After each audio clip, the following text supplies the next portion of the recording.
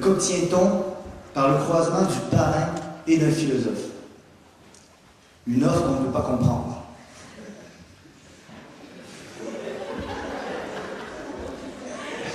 Pardon? Ok, on obtient une offre qu'on ne peut pas comprendre. La question c'était, qu'obtient-on par le croisement du parrain et d'un philosophe? Un humoriste français que j'aime bien, Pierre Desproges, a déjà écrit: quand un philosophe me répond, je ne comprends même plus la question que je lui ai posée. Freud, me semble-t-il, s'en tirait mieux. Voici une blague que raconte Freud dans Le mot d'esprit et son rapport avec l'inconscient. Deux juifs se rencontrent en wagon dans une station de Galicie. Où vas-tu, dit l'un d'eux. À Cracovie, dit l'autre. L'autre répond: vois quel menteur tu fais. Tu dis que tu vas à Cracovie pour que je croie que tu vas à Lemberg, mais je sais bien que tu vas vraiment à Cracovie. Pourquoi leur mentir?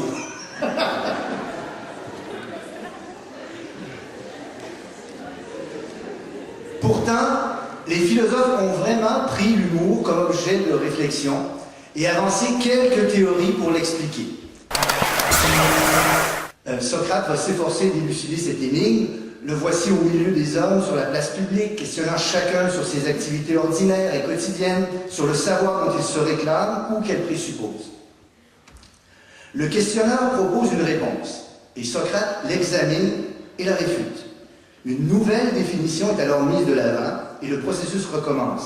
Socrate interroge de la sorte le sculpteur sur la beauté, le militaire sur le courage, le sophiste sur la vertu et sur l'éducation, le politique sur la justice, et ainsi de suite. Cette méthode socratique, appelée Elenkos, cherche à produire des concepts. Il s'agit d'éprouver une opinion et de dégager de l'examen de cas particulier une définition universelle. Je ne suis pas là aussi. En s'y adonnant, Socrate découvrira le sens de l'oracle. S'il est le plus sage, c'est parce qu'il sait qu'il ne sait rien, tandis que les autres croient savoir ce qu'ils ne savent pas. C'est dans ce contexte qu'apparaît la célèbre ironie socratique. Le mot ironie vient d'un mot grec qui signifie feinte ignorance. Selon Kant, l'humour naît quand l'esprit perçoit un fait anormal, inattendu, bizarre, en un mot incongru, et qui rompt avec l'ordre normal des choses. Je voudrais conclure ce premier exposé en vous parlant d'un philosophe qui est justement un mathématicien et un philosophe, et qui était champion des mots d'esprit. Je ne vous cache pas que c'est un de mes philosophes préférés, qui s'appelle Bertrand Russell. Il est malheureusement beaucoup trop peu lu aujourd'hui, Bertrand Russell. Peu de gens le lisent malheureusement, trop peu. Et Russell était vraiment le champion des mots d'esprit. Alors, quelques-uns des premiers, des mots d'esprit de Bertrand Russell, compréhensibles par tout le monde. Je tombais un jour sur un écolier de taille moyenne qui était en train de maltraiter un écolier plus petit. Je lui fis des remontrances, mais il rétorqua: les grands me tapent dessus, alors je tape sur les bébés. C'est ça qui est juste. Par ces mots, il venait de résumer l'histoire de l'espèce humaine.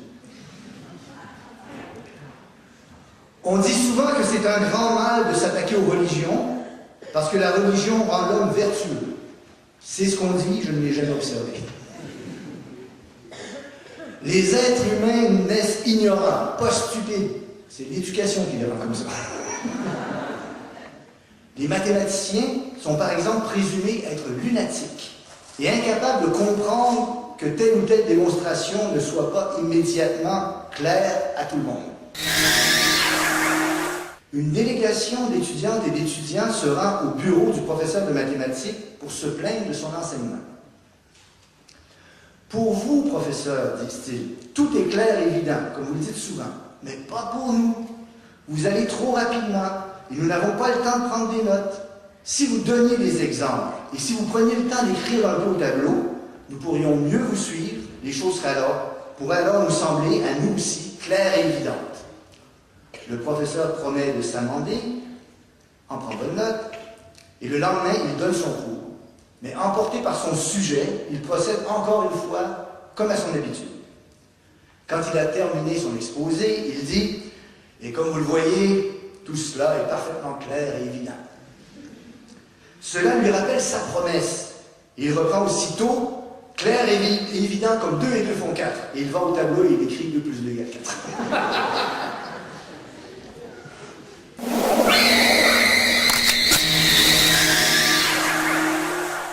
César. Eh bien, pour la 10e fois, je vais te l'expliquer, le picon citron curaçao. Il s'installe derrière le comptoir. Approche-toi. Marius s'avance et va suivre de près l'opération. César prend un grand verre, une carafe et 3 bouteilles. Tout en parlant, il compose le breuvage. Tu mets d'abord un tiers de curaçao. Fais attention, un tout petit tiers. Bon, maintenant, un tiers de citron, un peu plus gros.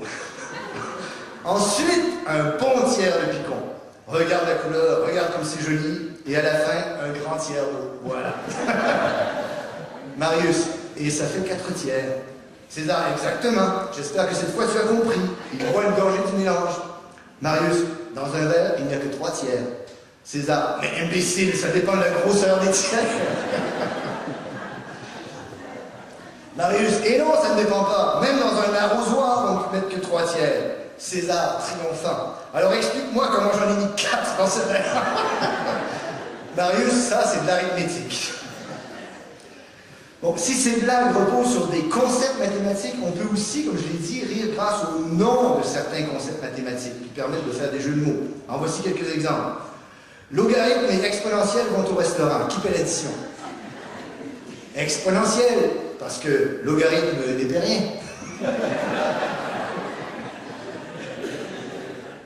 Je terminerai mon exposé en présentant une thèse fort originale avancée par le mathématicien contemporain Alan Paulus et qui suggère très finement que les mathématiques peuvent nous aider à comprendre pourquoi, en certains cas du moins, nous trouvons que quelque chose est drôle. Pour pleinement apprécier la thèse de Paulus, il nous faudra comprendre cette notion d'axiomatique qui est si importante en mathématiques et en philosophie des mathématiques.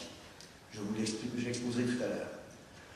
Pour réaliser ce vaste programme, il nous faut donc commencer par toucher un mot de la philosophie des mathématiques, à laquelle nous demanderons de nous aider à rapprocher mathématiques et l'humour.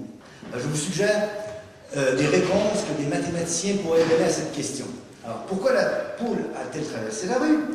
Comment de célèbres mathématiciens répondraient à cette question? En voici quelques-uns. Zénon d'Élée, dans l'Antiquité.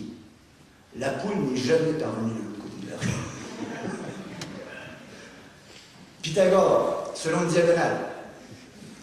Leibniz, selon une accélération que permet de déterminer avec précision une nouvelle branche des mathématiques dont je suis l'inventeur. Newton, dont je suis l'inventeur. Weierstrass, en continu. Bertrand Russell, en se rendant chez le plumeur, puisqu'elle ne se plumait pas elle-même. Descartes, elle avait un bon plan. Gödel, Kurt Gödel, la proposition « la poule a traversé la rue » est indécidable. Fermat, je l'ai découvert, mais je n'ai pas la place pour l'écrire. Alors, le chef Shadok, déjà, pour commencer, fait pas grand-chose, mais il a une devise fondamentale, très utile. Pour avoir le moins d'ennemis possible, il suffit de taper toujours sur les mêmes. Ce qui est encore un théorème de point fixe extrêmement utile. Et je pense que beaucoup de gens mériteraient de l'apprendre parce qu'ils tapent sur trop de gens, mais c'est pas utile. Hein, et surtout en ce moment, je dirais, on pourrait faire mieux. Bien. Alors, qu'est-ce qui se passe dans le Cosmos Shadok? D'abord, le Cosmos Shadok est extrêmement utile, je vous l'ai dit, il n'est pas tout à fait fini. On ne sait pas très bien à quelle époque c'était, mais le Cosmos n'était pas bien organisé. Vous voyez, d'abord, la lumière ne va pas droit. Donc ça ne simplifie pas. Nous, on est habitués, alors Einstein a dit que notre lumière n'est pas très droite non plus, mais enfin, ça ne nous gêne pas trop. Tandis chez les Shadok, elle va franchement pas droite. Et leur planète, au début, la planète sur laquelle ils sont nés, en fait, avait une drôle de forme et était extrêmement peu pratique. Alors, elle était divisée en deux, le dessus et le dessous. Et au-dessus, il y a les Shadok d'en haut, et en dessous, il y a les Shadok d'en bas. Alors, les Shadok d'en haut, on les patte en bas, et les Shadok d'en bas, on les patte en haut. Tout ça est très logique. Mais, donc j'apporte un film qui s'appelle Mission Socrate, qui dure 27 minutes, je crois, que j'ai co-réalisé et qui est un peu une œuvre collective, comme ça, avec ce qui s'appelle le cabaret philosophique.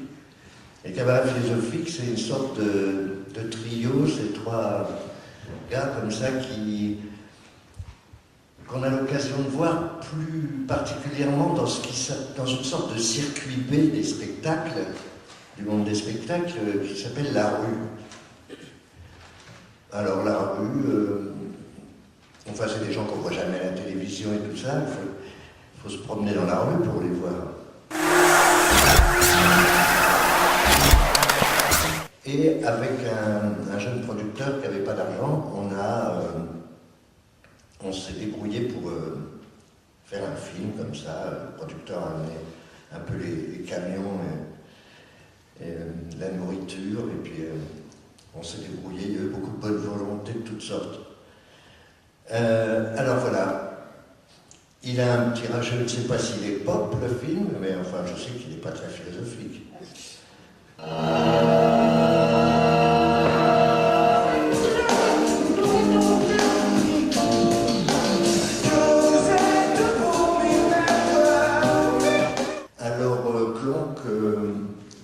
La parenté que ça peut avoir, c'est qu'on voit quelqu'un qui entreprend quelque chose qui n'est pas à sa mesure, enfin, quelqu'un qui n'a pas les épaules pour... Et ça se produit assez souvent dans la vie, alors donc c'est une question philosophique qui peut faire quoi? Peut-être un peu plus violent, mais enfin vous verrez comment on voit quelqu'un comme ça qui s'embarque. Et vous allez avoir le plaisir de revoir l'acteur, le grand à lunettes du film, qui s'appelle Fred Touche, et qui est vraiment un type extraordinaire et qui fait beaucoup de spectacles, des spectacles de rue. Par exemple, il y a un spectacle où il engage les gens, il promet aux gens qu'il va déplacer une église. Il est en train de préparer en ce moment une espèce de spectacle de hard rock incroyable, enfin comique.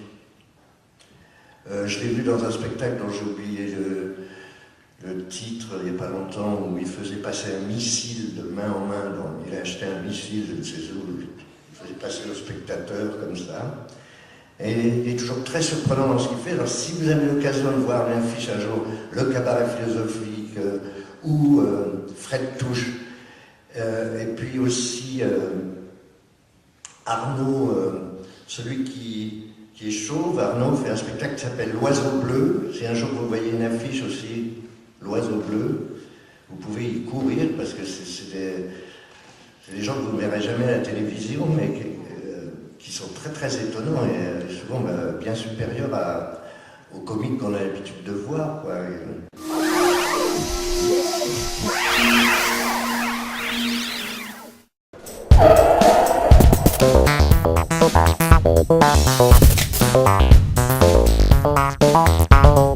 Oh,